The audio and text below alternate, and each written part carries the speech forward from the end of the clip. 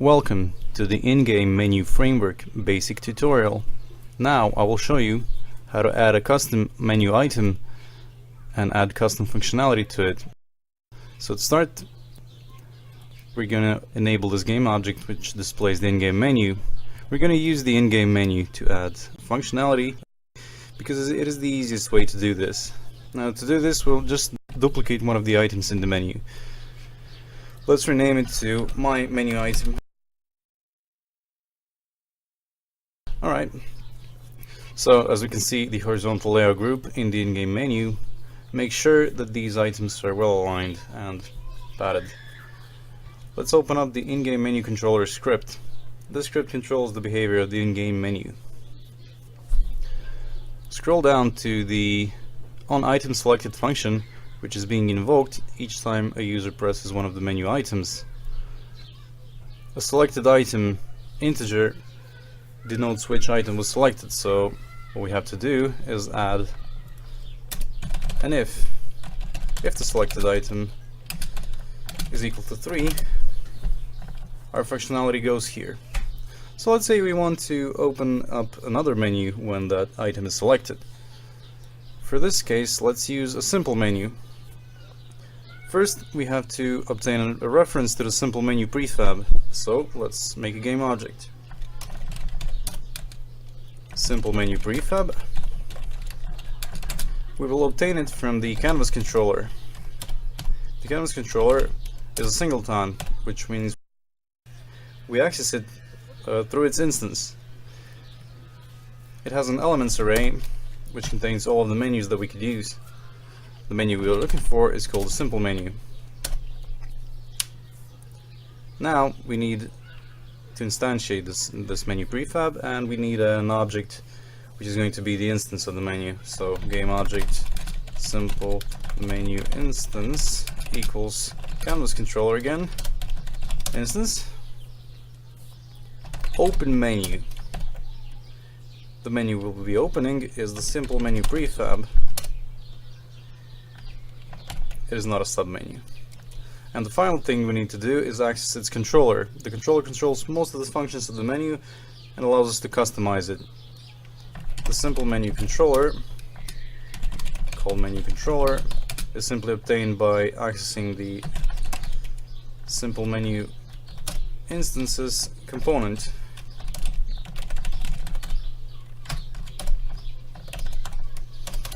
Let's see what this gives us.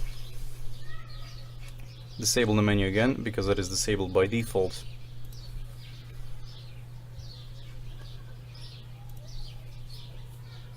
We click on the fourth item, and what happened?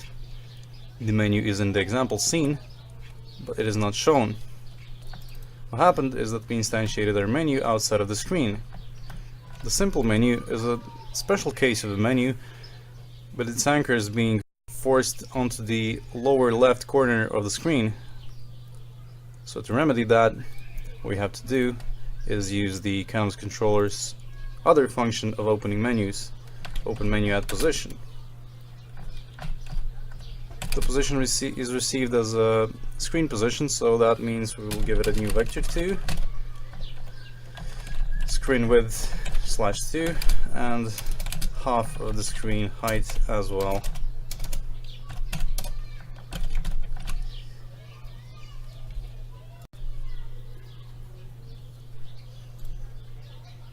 Open the fourth menu item, and here is our menu. As you can see, it has no menu options, and the title is still the default title. So let's change that. To change the title, access the menu controller's header text and change its text to my menu title. To add a menu item, we'll use the add menu option function, which takes the name of the option as its parameter. So let's name it print a number. So let's see what happens now.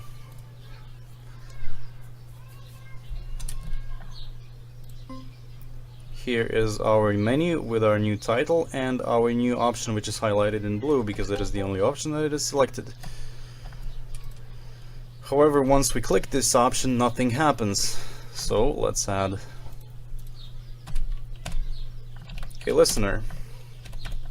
Now, how this works is that the add menu function returns a button clicked event, to which you can simply add a listener using a lambda expression, like so.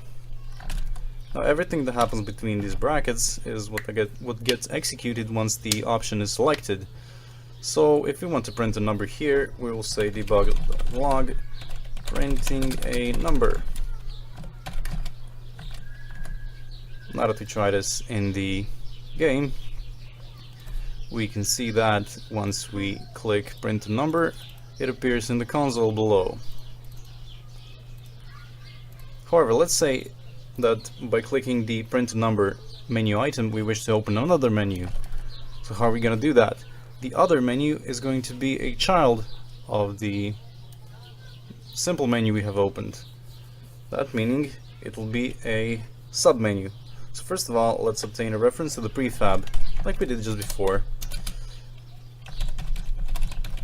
Submenu prefab equals canvas controller dot instance dot elements dot, let's say a slider dialog is what we need.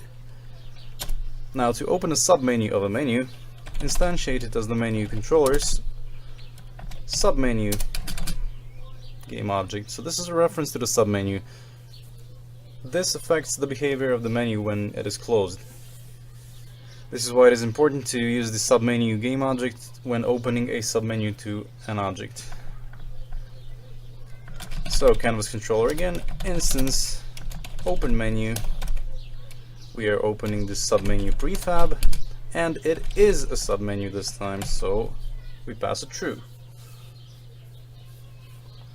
In the same fashion as before, we will add a title to this menu. Slider, pop-up slider menu controller, submenu controller equals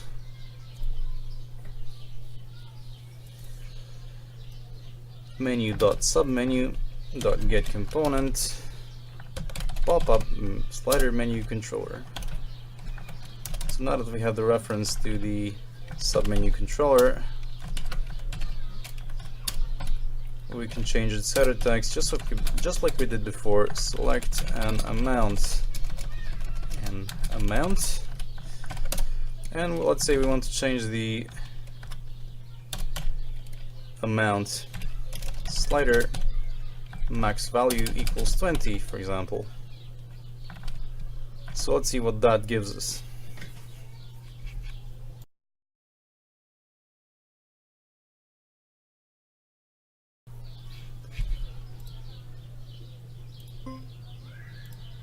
Opening a print number gives us a submenu which says select an amount.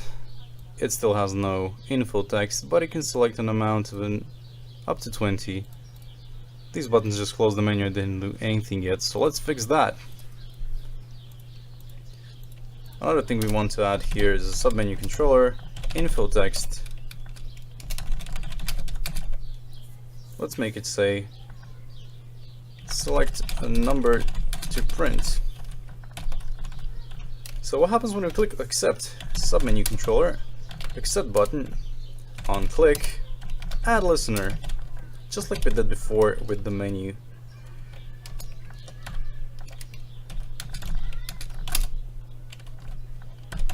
And just like we did before, we can debug log anything we want. So let's say number is, and the slider submenu controller dot slider dot value. Let's see if this works as intended. So let's open up our menu at menu item 4 and print a number, and let's print 10. So you can see that this works. We can print any number like 18, for example. This is the basic tutorial of how to add a menu yourself and how to add its functionality. So this is basically all the code that we had to write. You can do this from any script within your project, and you can do this with any kind of a menu.